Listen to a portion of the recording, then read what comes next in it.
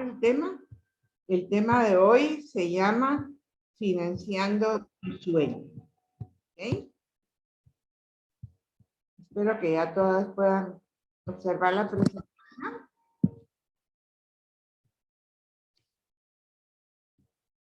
¿Me cuentan si se ve?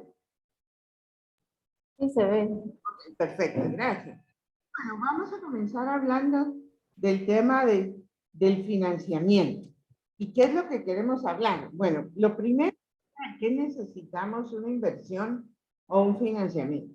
Y quiero darles algunas diferencias de un concepto y otro y hablar de cuáles son las fuentes, en dónde encontramos estos dineros y qué es lo que necesitamos para entrar en esa solicitud. Entonces, vamos a empezar a hablar de por qué necesitamos dinero. ¿Por qué yo voy a buscar una inversión o un financiamiento? Pues bueno, porque para lo que uno necesita financiamiento es porque uno quiere crecer. Y a veces, con el dinero reducido que uno tiene, pues eso no puede crecer tan rápido como uno necesitaría. Tiene planes de expansión, cuando uno tiene planes de crecimiento, puede ser que uno crezca la empresa totalmente o que crezca un proyecto en específico. Por ejemplo, yo quiero abrir un nuevo mercado, quiero empezar a buscar distribuidores en la capital, por ejemplo. Entonces, para eso necesito tener dinero para ir, para buscarlos, etcétera, que no tengo, no me sale de los ahorros y de las ganancias que tengo. O puede ser porque necesito inventario y necesito producir más porque los clientes me están pidiendo más, pero ya les quedo mal porque no tengo con qué producir. O porque tal vez tú vendes el libro y ahora quieres tener tu tienda física y eso implica pues inversiones en la renta, en alquileres, en arreglar, acomodar el nuevo local, etcétera. O bien porque necesita capital de trabajo, inventarios, pagar deudas, etcétera. Entonces, cuando uno quiere crecer, es ahí donde empieza la necesidad. Dice, bueno, yo si tuviera 10,000 quetzales, crecería o haría tal cosa. Entonces, allí es cuando uno necesita de una inversión o financiamiento. Otra forma es que la forma en que tú manejas tu negocio podría darte periodos en que tienes plata y periodos en que no tienes dinero en la bolsa. Y se llama iliquidez. Entonces, por eso es que necesitas también financiar agujeros en donde no te entra plata. Puede ser, por ejemplo, que tú compras al contado, pero tus clientes te piden crédito a 30 años, etcétera. Para cubrir esos periodos en que no tienes dinero, entonces ahí también se puede solicitar una línea de crédito. Otra es, recién inicias, estás súper comenzando y te das cuenta de que si no tienes el dinero suficiente no llegas a los 6 meses. Cuando inicias necesitas dar mantenimiento a tu negocio y también para eso puedes solicitar dinero. O bien porque tienes una deuda aquí, una deuda allá, otra deuda allá, y lo que necesitas es consolidar, juntar todas tus deudas y conseguirlos de una forma más barata. Entonces, por esas razones es que uno va a los bancos, va a los financieros, va a los amigos, porque necesita capital para crecer. Pero eso sí, nunca, oigan bien esto, nunca, no me va a cansar de repetirlo. Nunca vayas a un banco porque tienes pérdidas por mala administración. Si tú eres un mal administrador y tienes más dinero, ¿sabes qué va a pasar? Lo vas a perder. Entonces, nunca vayas si tu producto, si el precio que te dan no cubre todos tus costos.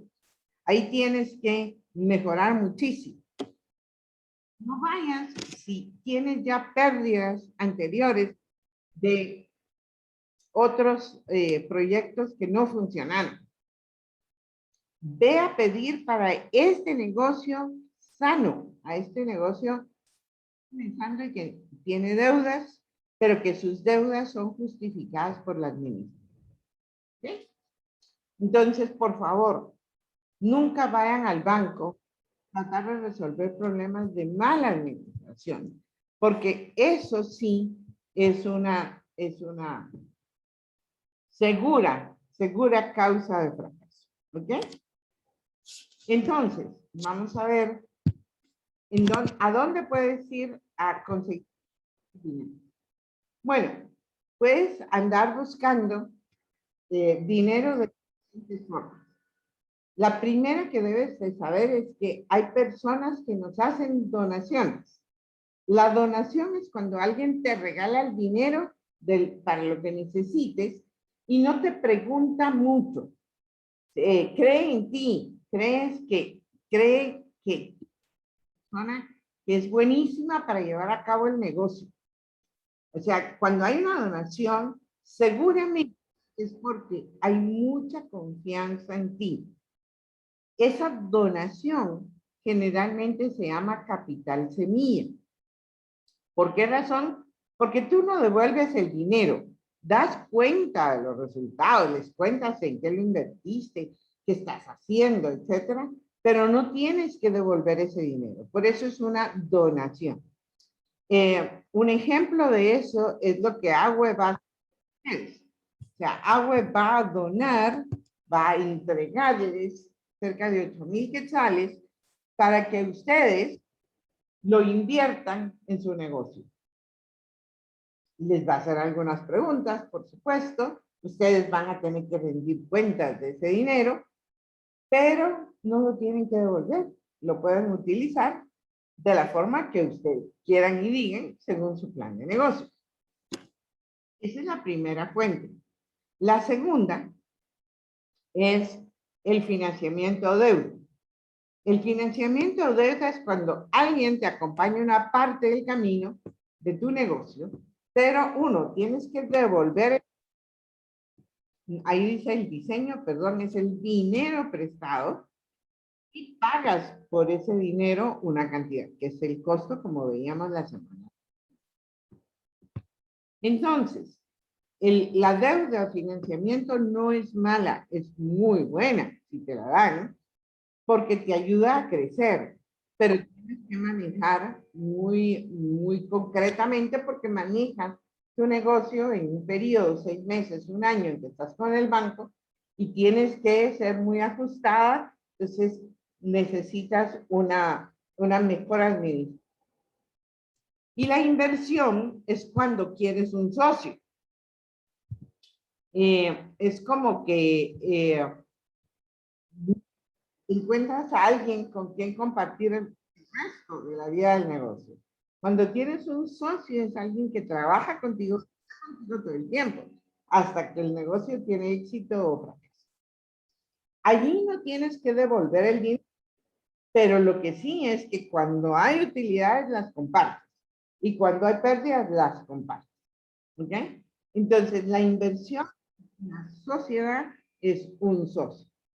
A ver, si a mí se me ocurre pensar en esto como cuando nosotros éramos jóvenes y bellas, ¿verdad? Lo digo por mí, por supuesto.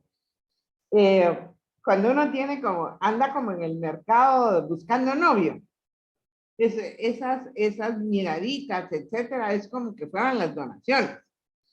El financiamiento es como que fueran los novios, cuando ya uno tiene un poquito de más compromiso y las relaciones son por un año, etcétera. Y la inversión es cuando ya te casas, porque ya encuentras a alguien que es bueno para ti y que quieres vivir con él el resto de la vida. Entonces, si uno lo mira así como en la vida personal, ese sería más o menos el camino de los conceptos que les estoy diciendo. La donación es cuando alguien te regala el dinero, solo te pide cuentas. El financiamiento es cuando te acompañan en una parte de tu vida, tienes que devolver el dinero. Y la inversión es cuando tienes un socio que juntan sus dineros y que no hay que devolverlos, sino generalmente se pagan con las utilidades o pérdidas de la empresa. Entonces, hay que saber qué plata necesitamos. Si yo tengo para pagar un costo, puedo ir a un banco. Si mi empresa está empezando a tener utilidades, puedo tener socios. Pero si no, estaría buscando donaciones. Y las hay. Las hay y espero contarles en dónde. ¿Ok? Entonces, vamos a ver en dónde y cómo son esas donaciones. Vamos a ver las fuentes de inversión, dónde podemos encontrar inversionistas y o financiamiento. Ok. Normalmente, las personas que están dispuestas a darnos dinero a cambio de algo, ya sea del estatus, de las gracias o del dinero contante y sonante, tienen unas expectativas del impacto, es decir, de ti, y otros, y por el otro lado tienen unas expectativas de tener retorno, de que le devuelvan su dinero o que le devuelvan el costo. Entonces, si ustedes miran aquí donde está el corazoncito, se dan cuenta de que la expectativa por ayudarte, pero que su expectativa no es ganar con ese dinero que te van a dar, allí es donde encontramos a los familiares y amigos. Pero también hay filántropos que tienen todavía más interés en el negocio y no requieren costos, pero hay otros inversionistas tradicionales o de riesgo o de impacto que son aquellos que sí tienen una expectativa alta de retorno. Cada uno de ellos. Por ejemplo, el otro día les decía que en inglés se llama Family, Friends and Foods. Eso traducido quiere decir familiares y tantos. No puse tantos aquí porque me dio pena. Pero, ¿quiénes? Los familiares, el esposo, los papás, los suegros, generalmente la fuente inicial de financiamiento, ahorros de la familia, pero lo que pasa es que nos dan tan poquito que pues vamos a arrancar como uno quisiera. Entonces uno arranca con el dinero más o menos que le dan a uno, pero no es mucho. También asumen mucho riesgo, porque la verdad es que creen en ti, como decía. Están confiando el dinero para que tú lo manejes. Entonces, no les importa el negocio como tú. Y por eso dan el dinero. No piden planes sofisticados, tú les puedes contar, tengo esta idea, quiero poner este negocio, lo manejo bien, a manejar algunas ventas en internet, no me ha ido mal, yo quisiera crecer, y entonces más o menos les explicas. Como te decía, tienen más interés en tu desarrollo que en el desarrollo de la empresa. Por eso estas personas sacan de su bolsa, digamos, si tú eres mamá y tu hijo tiene 20 y tantos años y te dice, mira, quiero poner un negocio relacionado con lo que yo sé hacer, con lo que me gradué. Entonces tú dices, tu mamá, dices, tengo ahorrados estos dineros, lo voy a ayudar. Ese es el caso de comenzar con el financiamiento de familiares y amigos. Pero luego hay filántropos. Hay personas, se llaman filántropos a las personas que están buscando tener algún impacto en la comunidad y que a través de que ese impacto se puede hacer. Por ejemplo, hay fundaciones, hay individuos, digamos, voy a poner el caso de Agua. Agua tiene unos sponsors, unos financiadores que son el gobierno de los Estados Unidos, que a través de los impuestos que recoge de todos los estadounidenses y todos los que viven en Estados Unidos, pues puede, con impuestos, generar programas de apoyo.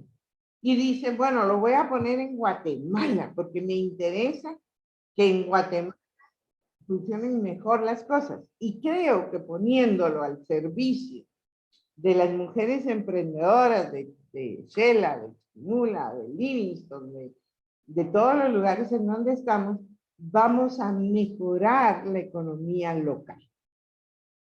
Entonces viene y es un filántropo, da el dinero para que se haga el programa y también el capital semilla para que 8 de ustedes puedan usarlo y crecer. Su principal interés no es que le devuelvan el dinero. Su principal interés es tener impacto positivo en la sociedad. ¿Okay? Los donantes son proveedores de subsidios, sí te dicen en qué quieren que los uses. O sea, no es como el cheque en blanco que me da mi esposo, o mi papá, o mi mamá, o mi familia. Sí te dicen, mira, a mí me gustaría que este dinero lo inviertas, como es el caso del premio de la embajada, que dice, tú lo puedes invertir en capital de trabajo, tú lo puedes invertir en inventarios, tú lo puedes invertir, pero no lo puedes invertir en renta, en pago de empleados, etc. Entonces, sí, los filántropos sí te dicen en qué lo vas a usar. Y esos reportes requieren tiempo y energía. No son fáciles dependiendo del tamaño. Yo les cuento, yo tengo que hacer muchos informes para reportar cómo va su avance, qué tanto esa inversión que las hicieron en ustedes, ustedes lo están aprovechando, ¿no? Entonces, sí hay que hacer reportes, sí hay que invertir, que generar esa cuentadancia para que teniendo y nos sigan dando más dinero. Pero también hay algunas personas que son inversionistas. Yo les cuento, yo tengo una empresa que hace este tipo de préstamos o de inversiones y sí buscamos un retorno financiero. Generalmente,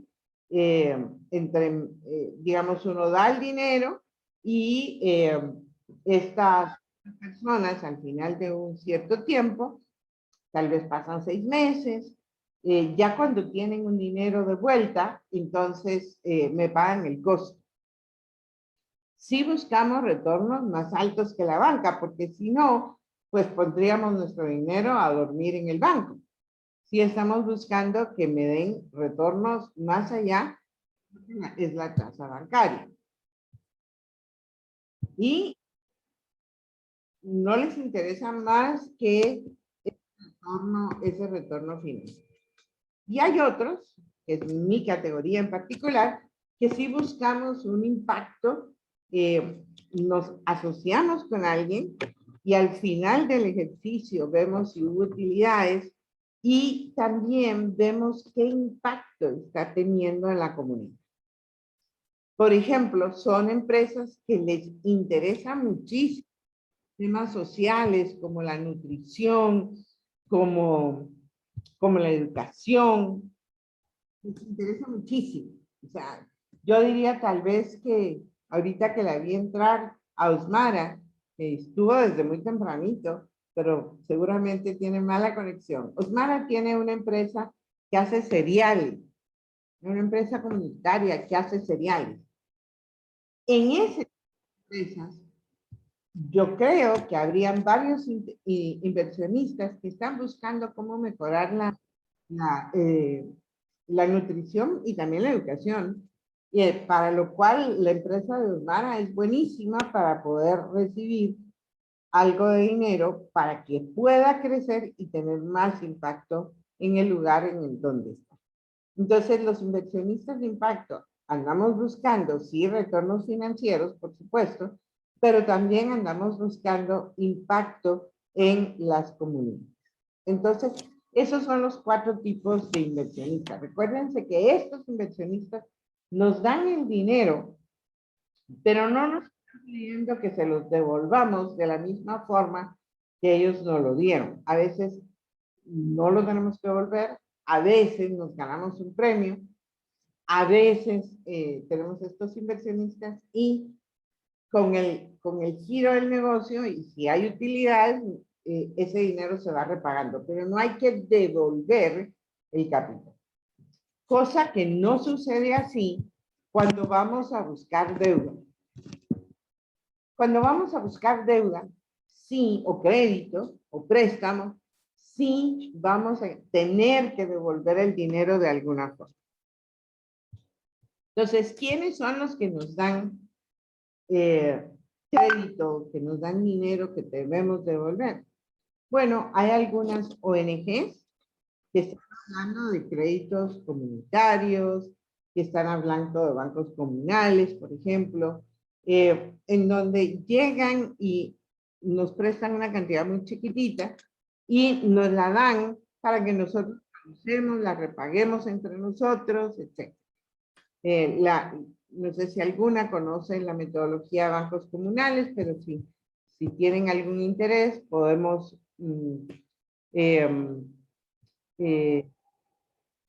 podemos ver. ¿Ok?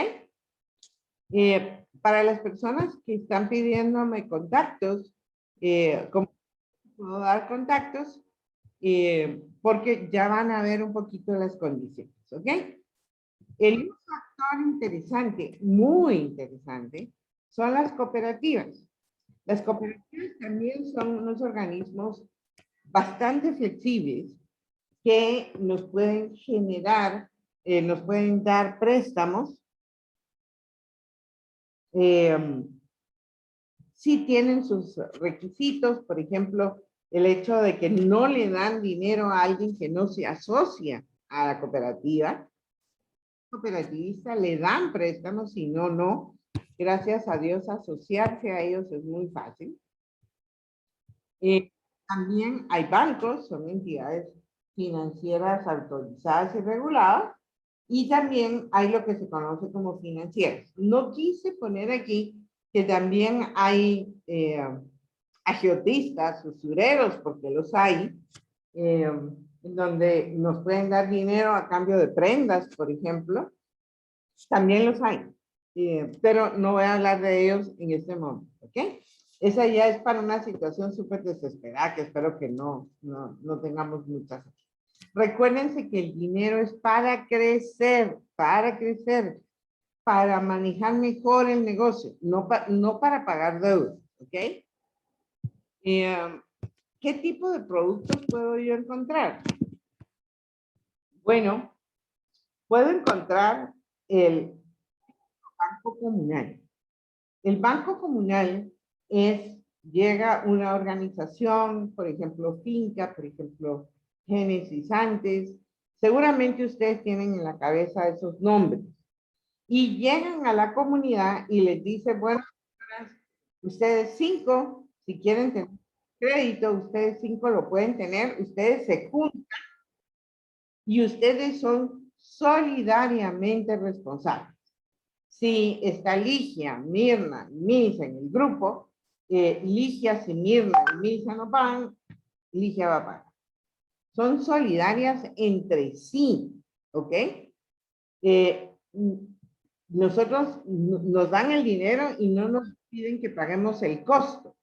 Y nos establecen unos ciclos de vida. Es decir, nos vamos a 100 quetzales entre nosotras, nos dan 500 quetzales y son 5 personas, nos damos 100 a cada una, lo usamos y al mes regresamos y decimos, fíjense que me gané 108.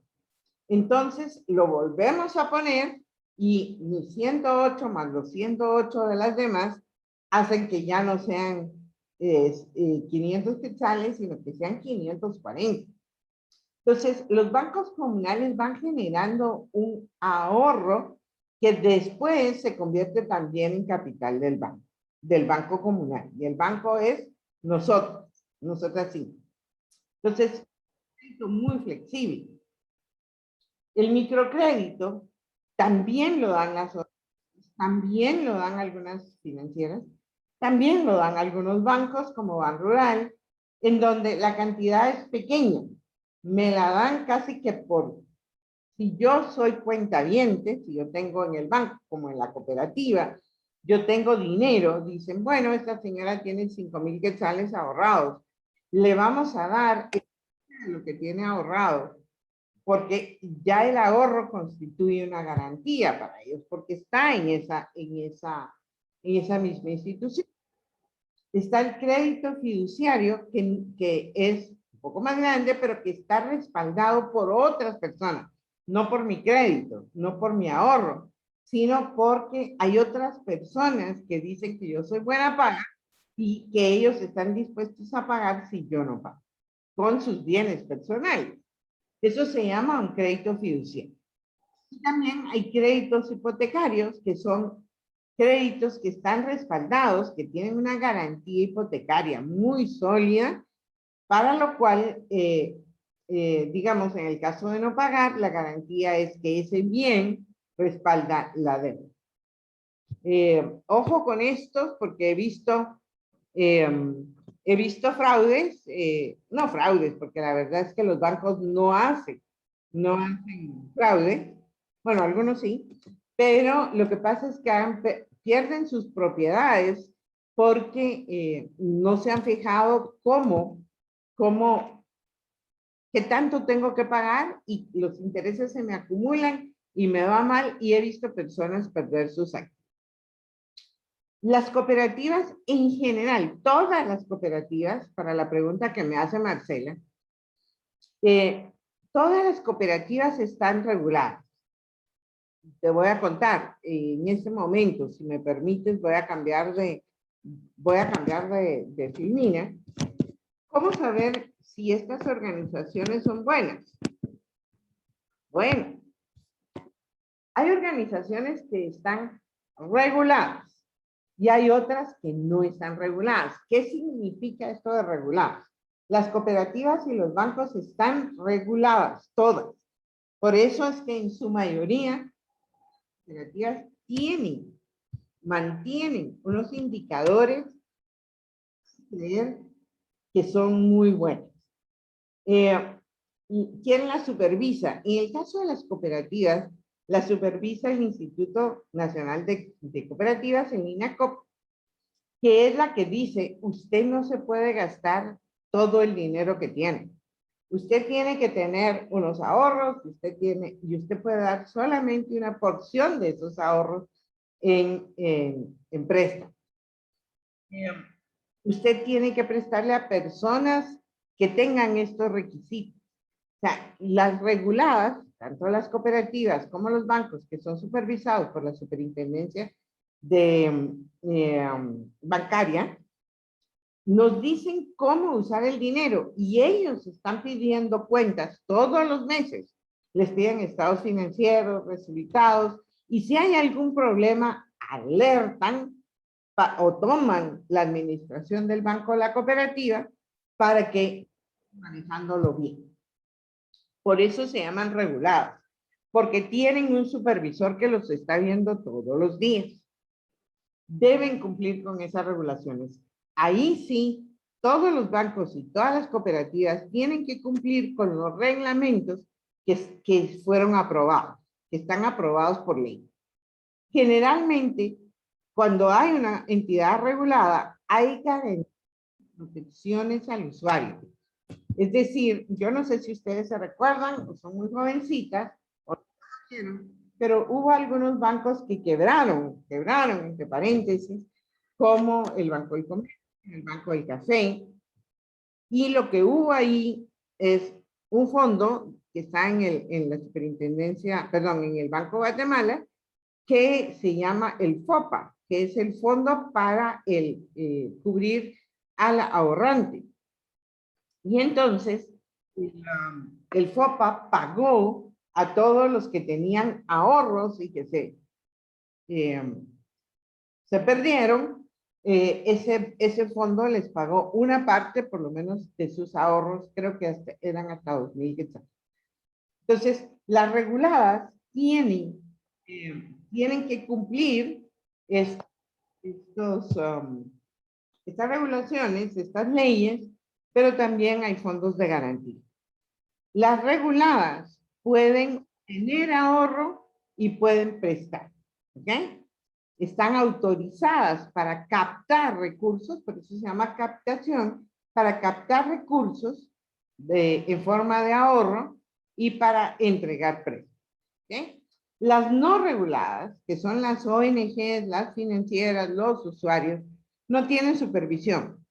Cuidado, no podemos hacer ahorros con ellos. Ellos nos pueden prestar, pero no nos pueden pedir dinero para que nosotros ahorremos con ellos, ¿ok?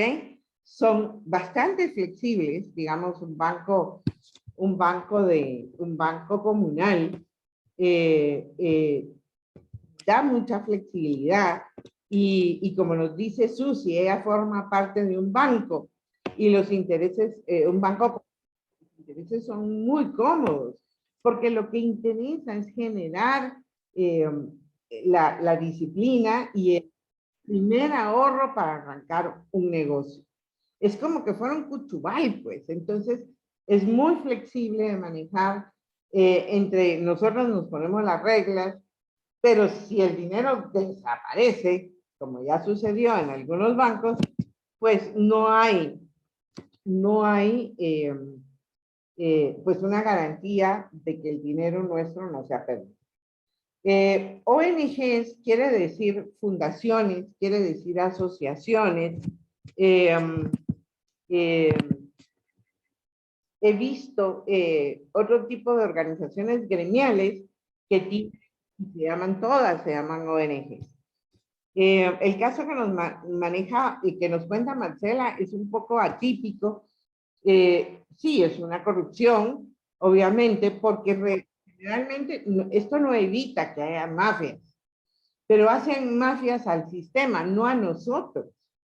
Hay que entender eso, ¿verdad? Entonces, si hay una cooperativa, uno sabe que la cooperativa es la que responde, aunque los empleados hayan hecho fraude, porque quien está en este mundo financiero sabe que en este mundo hay dinero y el dinero hace que la gente se corrompa, ¿verdad?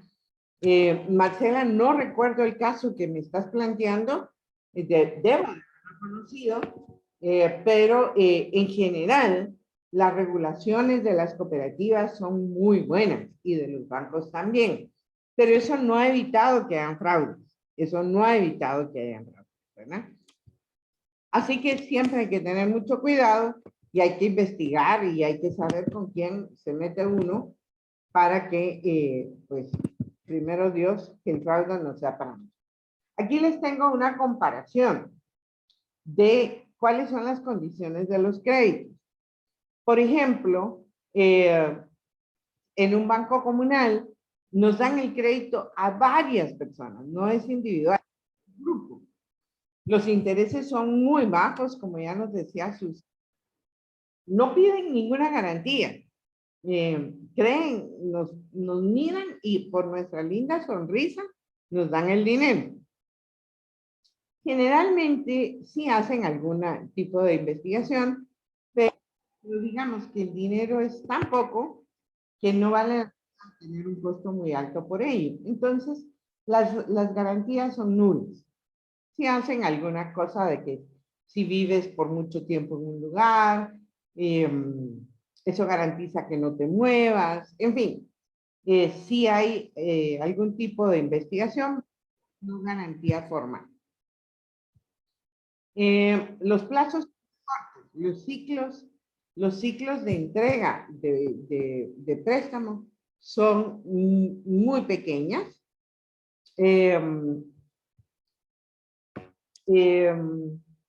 Tienen, por ejemplo, periodos como de 30 días, 60 días, y el plazo, el costo también es muy bajo. Y luego está el microcrédito, que sí es individual, el monto es bajo. Creo que Banrural está dando hasta 30,000 quetzales, creo que es lo más que te dan en un microcrédito. Esto también te lo puede dar una fundación, esto también te lo puede dar una microfinanciera. El monto, perdón, las garantías sí tienen que tener algún tipo de garantías, pero generalmente son ahorros, son activos móviles.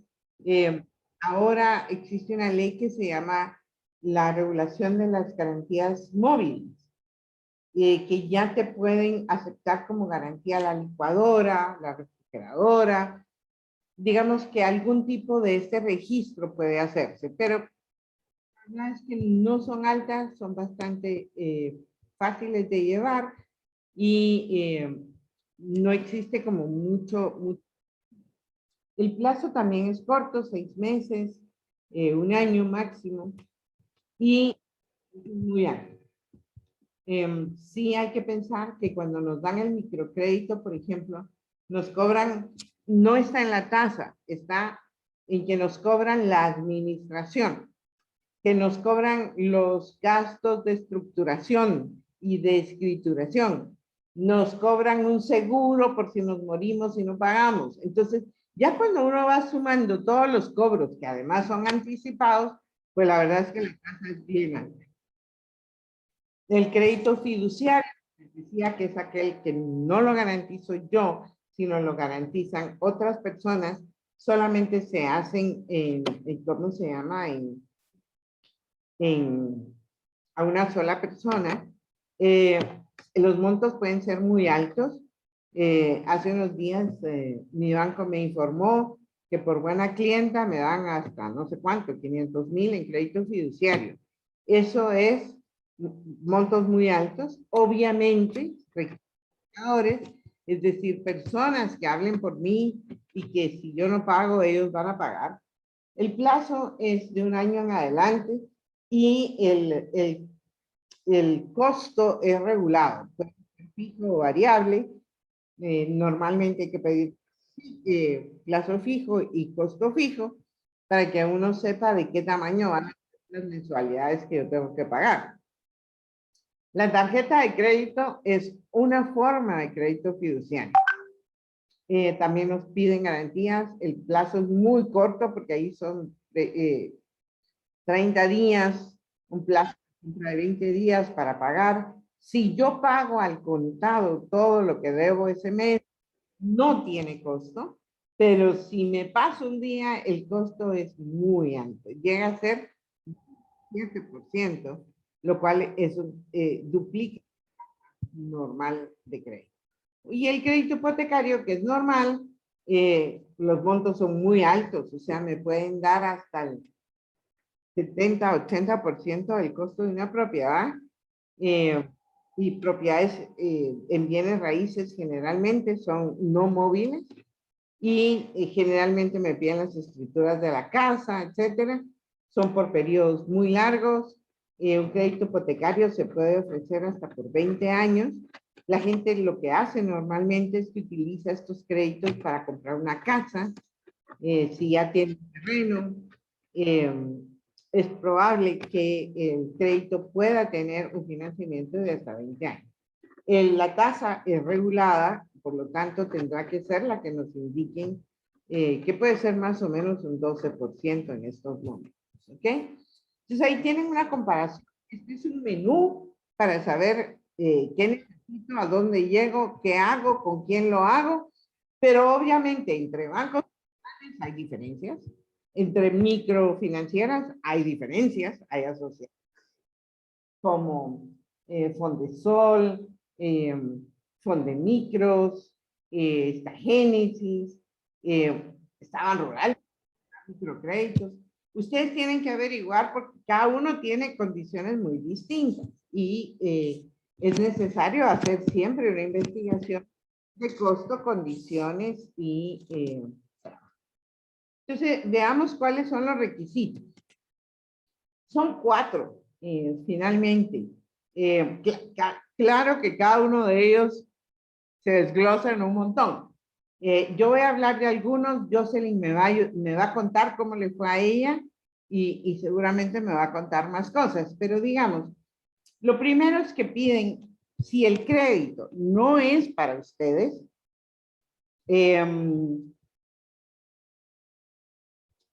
si el crédito no es para ustedes, sino es para el negocio debe estar registrado, totalmente registrado.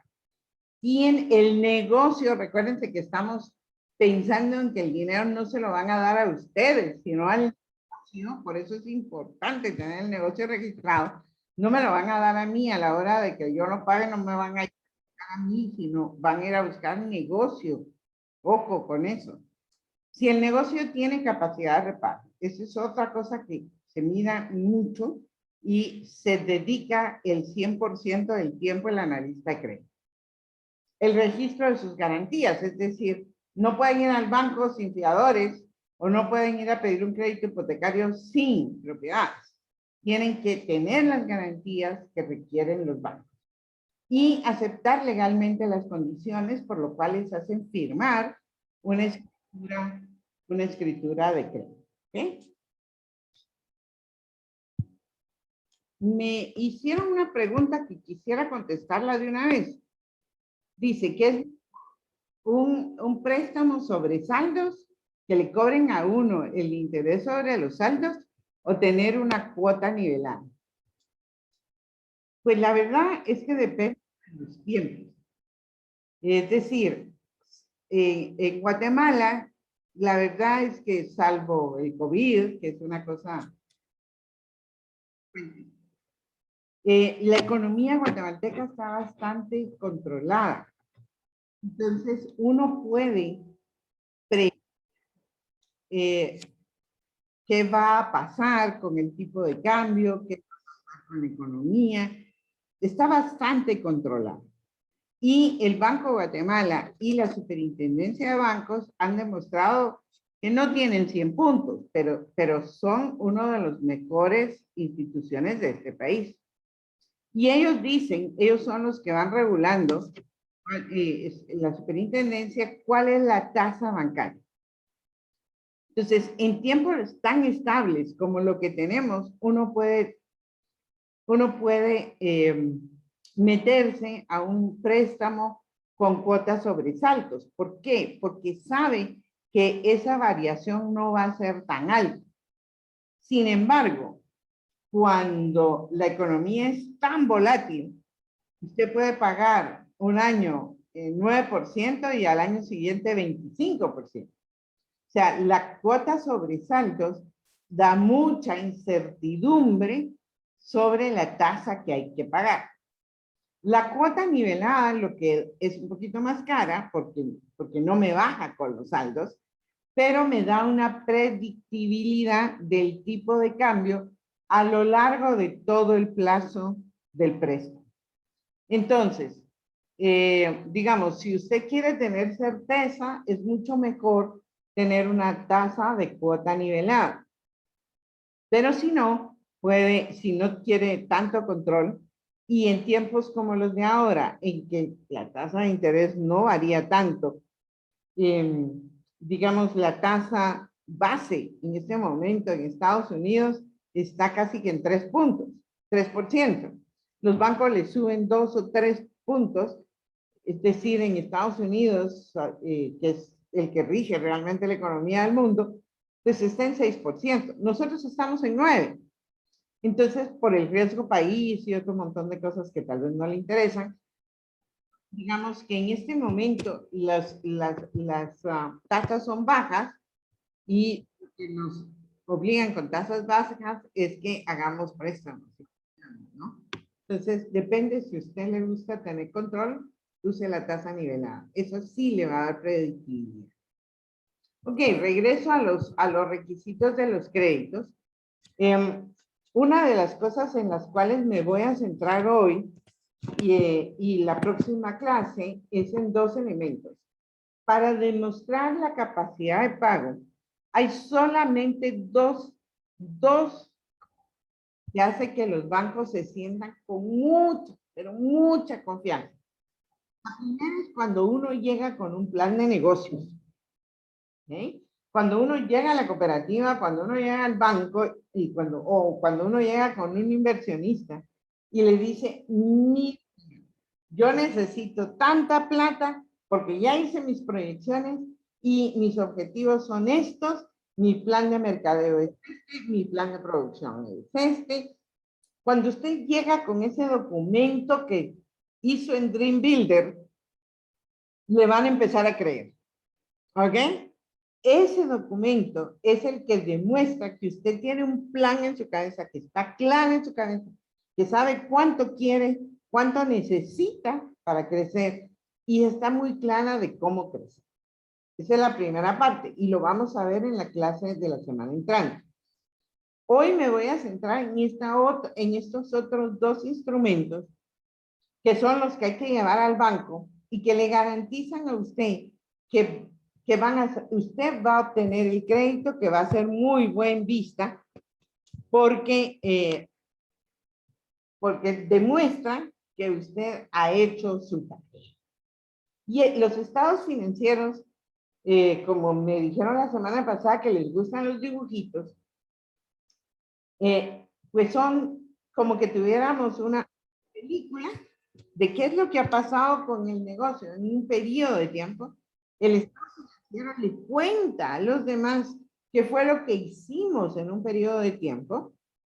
Y hay otro estado financiero, que es el estado de pérdidas y ganancias, que es como que le tomáramos una foto al negocio y le enseñáramos al banquero que ese es la forma en que usted en un determinado momento manejó su negocio. Entonces vamos a hablar del cine, de la película, y vamos a hablar de la foto, ¿ok? Para que nos podamos comprender bien. ¿Qué? Vamos a empezar, sí, después voy a responder la pregunta de la cuota nivelada, ¿ok? Dice que no le va a abonar más, pues claro, pues sí, la cuota es nivelada, ya lo tomaron como que usted va a pagar en un determinado tiempo y penalizan el hecho de que usted pague antes. O sea, si usted tiene cuota nivelada, no se lo van a permitir, porque precisamente usted pidió cuota nivelada para tener de salir bajo las mismas condiciones. Entonces, vamos a ver la película. La película se llama El estado de pérdidas y ganancias. ¿Okay? El estado de pérdidas y ganancias es un estado financiero, lo puede hacer un contador, por supuesto que es su especialidad, pero nosotros también lo podemos hacer, aunque no tengamos un contador. Es un estado que de forma ordenada y muy detallada cómo fue que llegamos a tener pérdidas o utilidades durante un periodo. Ese estado es la película, es, a ver, cuénteme cómo ingresaron sus dineros, cuánto le costaron, cómo lo rebajó, cuánto pagó, al final le quedó, está contando una película y lo que registra es los ingresos, los gastos y el resultado. Miremoslo aquí. Si ustedes se recuerdan de Astrid, es el cuadernito de Astrid. Pues.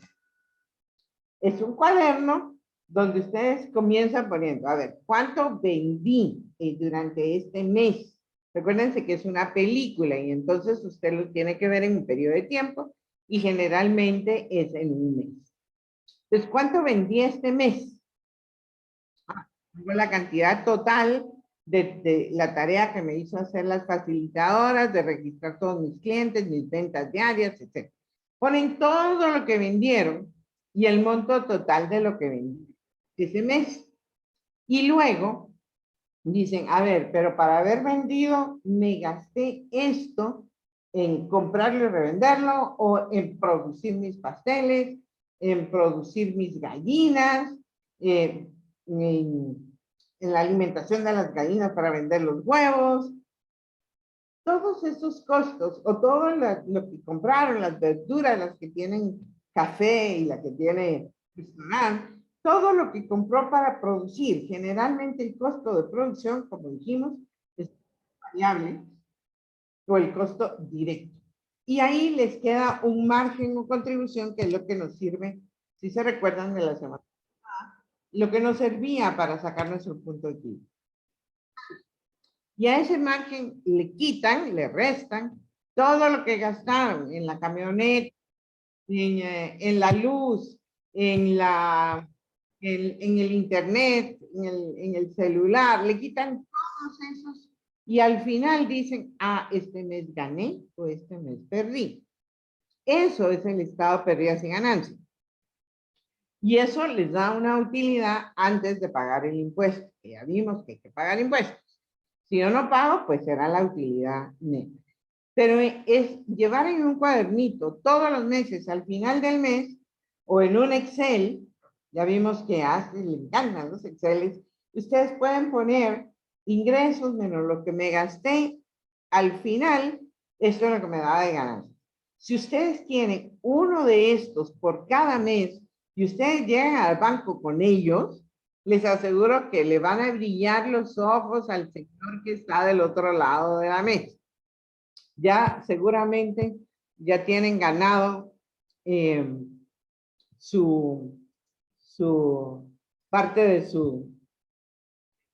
Y como dice Aleina, lo interesante es ver, hacer comparaciones entre lo que me pasó el mes pasado y lo que me pasó este mes.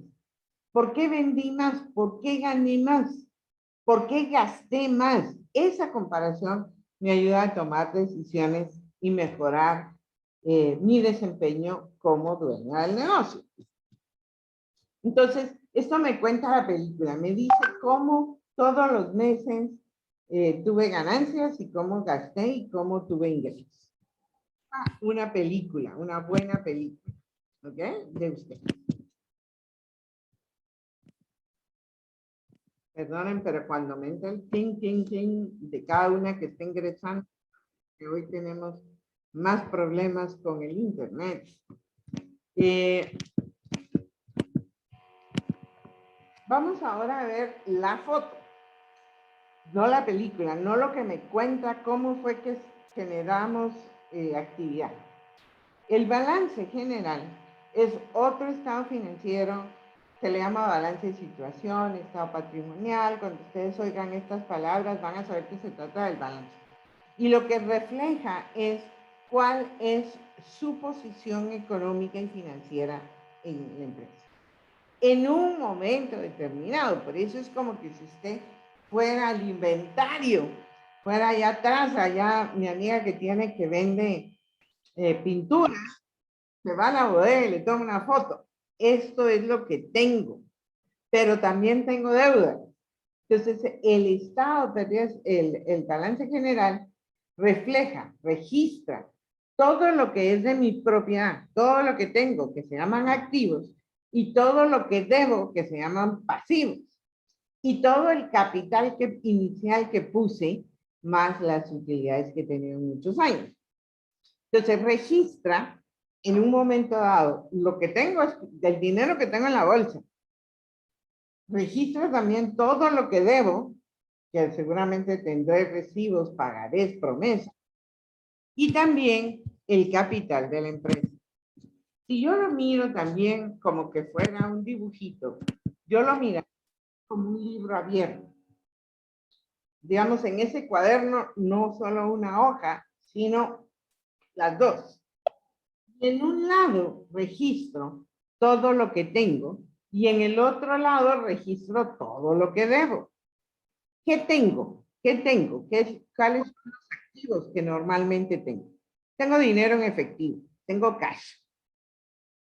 Empiezo registrando primero lo más líquido, lo que puedo salir a pagar. Digamos, si en este momento el banco me cobrara, lo que tengo en cash es lo primero que utilizaría para pagar, ¿no? Entonces, por eso, de la lista de lo que tengo, siempre pongo el dinero en efectivo primero. Después pongo lo que es más convertible en dinero. Es decir, si el banco me pidiera hoy que le pague 50,000 pesos, que si no tengo tanto cash, las que si tienen cash, yo las envidio. Yo no tengo 50,000 ni en mi bolsa, menos en el banco. ¿Qué es lo que hago? Salgo a vender todo lo que tengo en el inventario, a somatarlo, a revenderlo. Eso es lo que no es más convertible.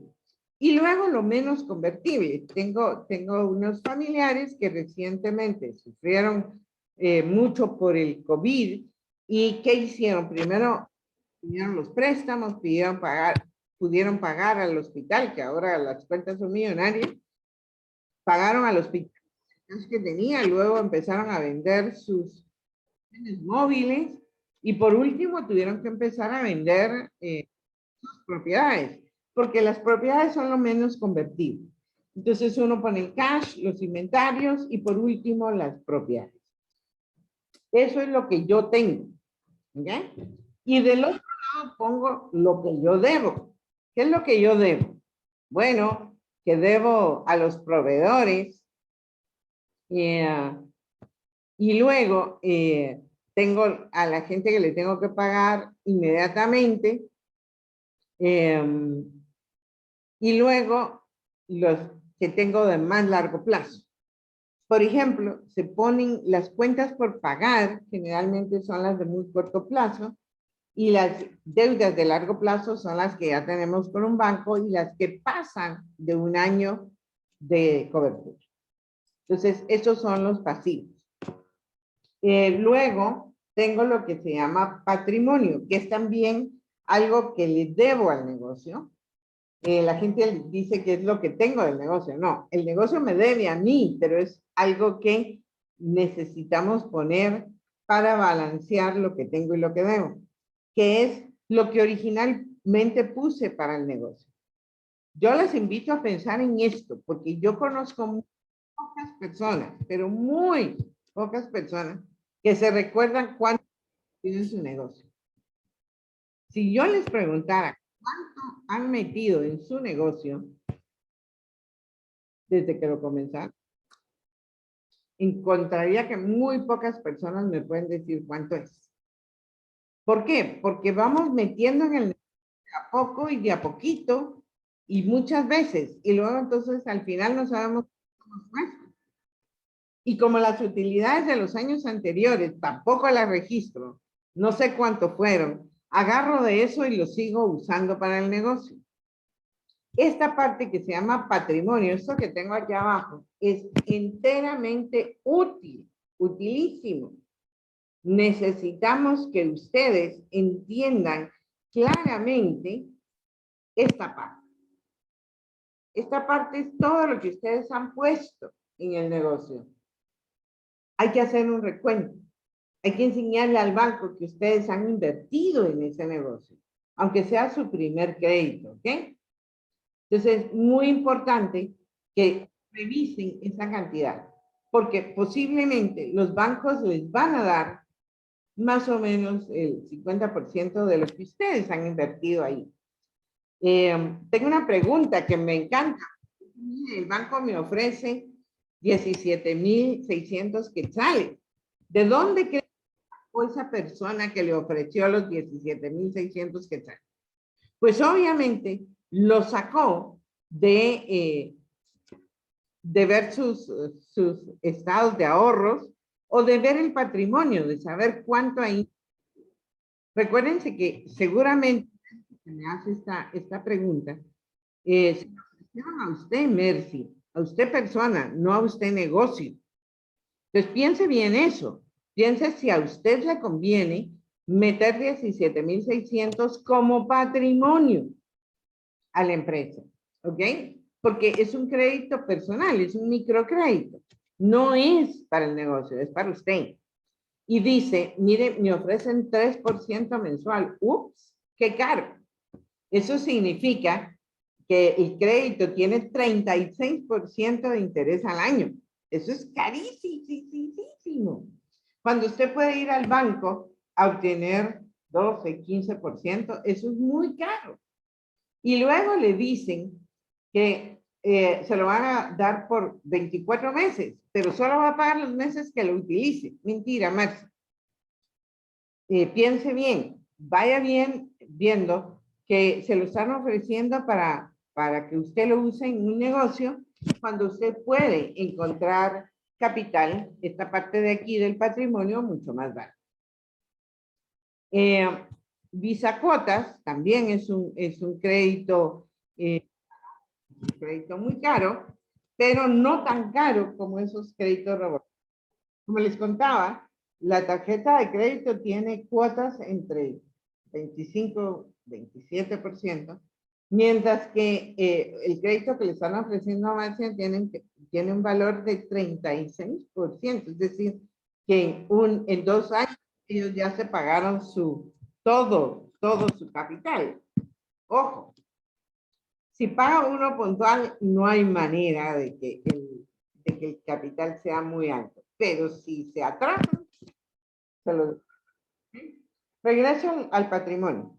Entonces, el patrimonio es lo que yo he metido en la empresa y las utilidades que he ido reteniendo para meter al negocio. Entonces, piensen bien en armar estos estados financieros, los pueden armar ustedes o les pueden pedir al contador.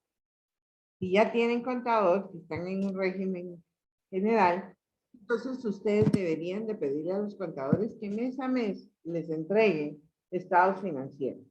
Les va a servir muchísimo porque ustedes pueden comparar cómo van. Es como el examen del negocio de cada mes. Uno tiene que ir haciendo sus estimaciones y diciendo cheque, cheque, cheque. Esto lo hice bien, esto no lo hice tan bien, lo voy a mejorar el mes entrante. Y si no tienen un contador, háganlo ustedes para saber qué necesidades de plata pueden tener y que sanamente podrían llegar a tener. Esos son los dos estados que se los van a pedir o van a tener que llenarlo de alguna manera. En el formulario no les dicen que sus estados financieros, pero les piden que llenen esta información. Entonces es mejor tenerlo. ¿Okay? El análisis de estos instrumentos del plan de negocios y de los estados financieros es en inglés. Digamos, cuando uno le entrega todos los papeles al señor del banco, él hace una debida diligencia, él los analiza y determina, uno, si usted puede repagar. La aguja, el indicador de cuánto le van a dar es más o menos el 30% de sus ingresos proyectados. A mí me encanta porque siempre dicen que los bancos no le dan dinero a la gente que no tiene, sino a la gente que tiene. Pero así es el sistema. Entonces, si uno quiere ir, piensen en cuánto van a pedir al banco, porque ustedes saben cuánto es que están proyectando vender. El banco también puede llegar a un punto más alto, pero no le interesa tener liquidez. ¿Ok?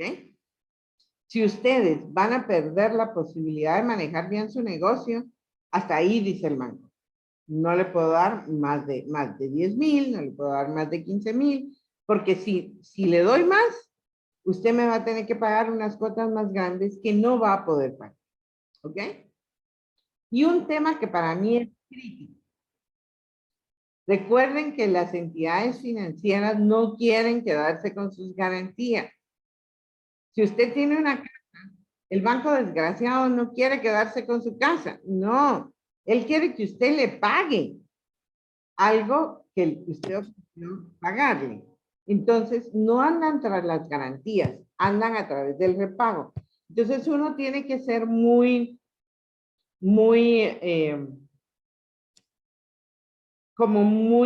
acucioso, muy preciso para que no pasarme de la raya, no buscar más crédito del que necesito. Hay que hacer bien los numeritos. Flori, no, las cuentas por cobrar no van. Es un activo que usted tiene y es un activo de los más convertidos. Espero haber resuelto. Entonces, ¿qué? Entonces, si usted ya hizo sus cuentas, si usted ya dijo, necesito 10,000 quetzales que alguien me preste y estoy dispuesta a pagar hasta el 15% para el año entrante. ¿Por qué? Porque con esos 10,000 yo voy a crecer, voy a conseguir los distribuidores que necesito, voy a tener más plata en el inventario, voy a poder producir más, lo que usted haya decidido en el plan de negocio. Si usted ya hizo eso, si ya tiene claro cuál es su plan del año entrante, sus objetivos y cómo los va a medir, si conoce el mercado y sabe que su mercado es bueno para usted, sabe que tiene gente que le va a seguir comprando, sabe que su precio le llena sus costos, tiene registros, tiene mes a mes estos documentos, tiene toda la documentación legal y ya hizo todas las averiguaciones posibles, entonces váyase en banco. Váyase a pedir el dinero. No salga al banco, a la zumba marumba, ni a locas, a buscar algo porque tiene una deuda que pagar. Para que uno vaya al banco, uno tiene que estar claro de para qué lo necesita. Y si uno es capaz de pagar lo que funciona. ¿Ok? Eso es necesario. Uno no puede ir al banco sin haber pensado todo eso. Si voy porque me ofrecieron, lo más seguro es que usted no pueda, que no alcance. Recuérdense que hay gente que nos llama, a mí me llaman todos los días, doña Ligia, usted es perfecta para el crédito. Yo le digo, no, muchas gracias, no lo necesito. ¿Pero por qué no lo necesito? Todavía me dice, ay, ¿por qué no lo necesito? Pues porque no lo necesito. No es sucumbir ni caer en el gusto de eso, que más si es como el vendedor del profesor que tuvimos, el de quiere papas, ala, cuesta muchísimo.